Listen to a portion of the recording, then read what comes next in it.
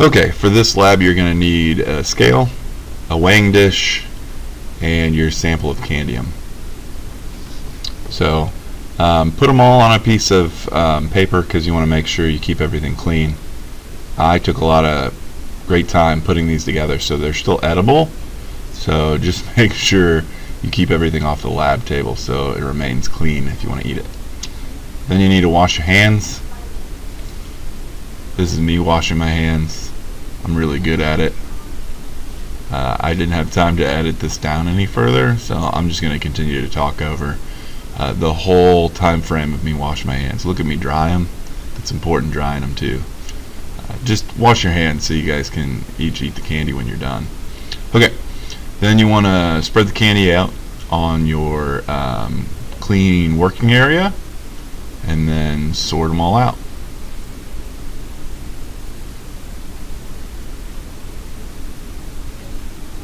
This is of course me sorting them in high speed. In addition to weighing them all, so turn on your scale. If the weighing dish is already on it, it'll be zeroed, but if not, hit this little tare button.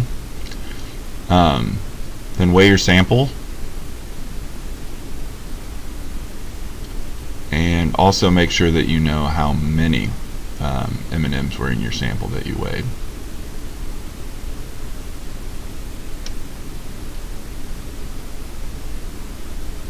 And then eat them. Probably not like this. And as a side note, I had to spit this out because I had the sour kind in it, and it was disgusting with chocolate. I advise splitting them. Okay, then you're going to take your data and you're going to fill out your data table.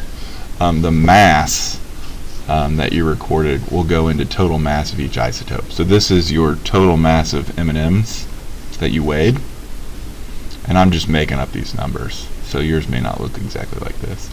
Total mass of all your M&Ms weighed together, total mass of all your Skittles weighed together. So all of this you got at the lab table. And then you can total them up. Not a big deal there, but the total would be your total mass of your Candium sample. And again, this is just like we dug up boron or something, and this is our entire boron sample. So we would sort the boron out into its individual isotopes. Then you would have counted each of these, so make sure you know before you put all your stuff away how many M&Ms you had, how many peanut M&Ms, and how many Skittles.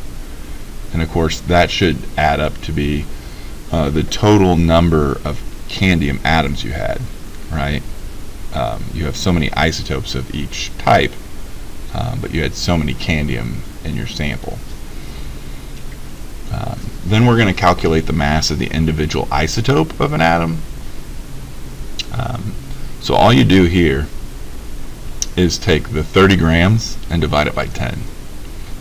So you're taking the total mass and dividing it by the total number so that you can get the mass of the individual isotope. And that's what we're really interested in. That's what comes in your problems. So 25 divided by 20 gives me 1.25 grams. You don't really need to do that for the total category. Then finally, to calculate your percent abundance, you need to just take the number you have of each isotope and divide it by the total number. So what you have here in the first one is you're taking 10 divided by 35. In the second, you're taking 5 divided by 35. And in the fourth, you're taking 20 divided by 35. And of course, you want these as percentages, so I just need to grab a calculator, and then I will put the rest of these in.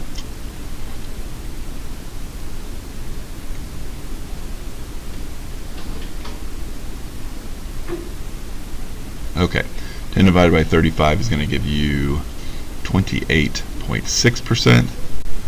5 divided by 35 will give you... Caitlin Gates,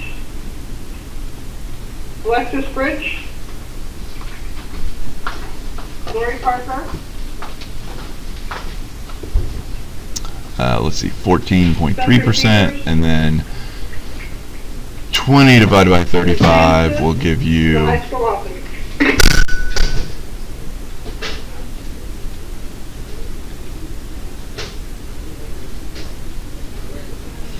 57.1%. Keep in mind, I made up these numbers, so yours won't match up with these exactly. And then, of course, your percentages, if you've done this right, should average somewhere around 100%. So now what you have is the same data that you had in the problems that you were doing. You have the mass of each particular isotope right there, and then you have abundance. And so there's your mass and your percent abundance, your mass, your percent abundance. You're just going to take those, multiply them together, and add up the totals, and that will give you your weighted atomic mass.